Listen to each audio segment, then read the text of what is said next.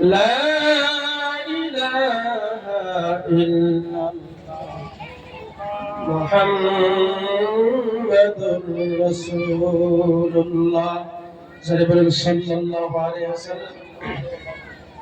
সেই কিয়ামতের ময়দানে বান্দা যখন হিসাব নিকাশ শুরু হয়ে যাবে, তখন বান্দাকে রব্বুল আলামিন বলবে, বান্দা তুমি এই গুনাহ করেছো, সেই গুনাহ করেছো। ধর্মের জলসায় না বসে রাস্তাঘাটে দোকানে পহরে অন্যায় বিনায় ঘোরাফেরা করেছো, তুমি এরকম অন্যায় কাজ তুমি কেন করলে? তখন বান্দা বলবে, শয়তানের প্রবঞ্চনায় পড়ে আমি সেদিন এই কাম করেছিলাম, আমি শয়তানের ধোঁকায় পড়ে এই কাজ করেছিলাম।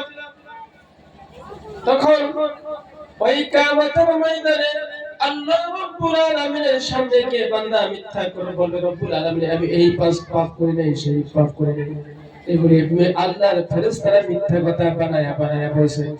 আমি জলসায় বসেছিলাম কিন্তু ফেরেশতারা মিথ্যা কথা লিখছে, আমি জলসায় বসি নাই।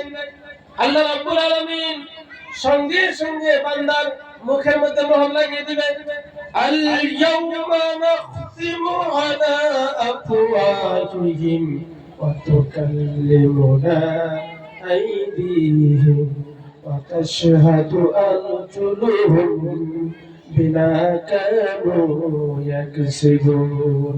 জোরে বলেন আল্লাহু আকবার। আল্লাহ পাক বলবেন, আল ইয়াউমা নাখতিমু আলা আফওয়াহিহিম, সেই কিয়ামতের ময়দানে তোমার মুখের মধ্যে মোহর লাগানো হবে, অতুকাল্লিমুনা আইদিহিম, আর তোমার হাত কথা বলবে, অতাশহাদু আরজুলুহুম বিমা কানু ইয়াকসিবুন, হাতে কথা বলবে, পায়ে সাক্ষী দিবে যে এই কাজ করছে, সেই কাজ করছে।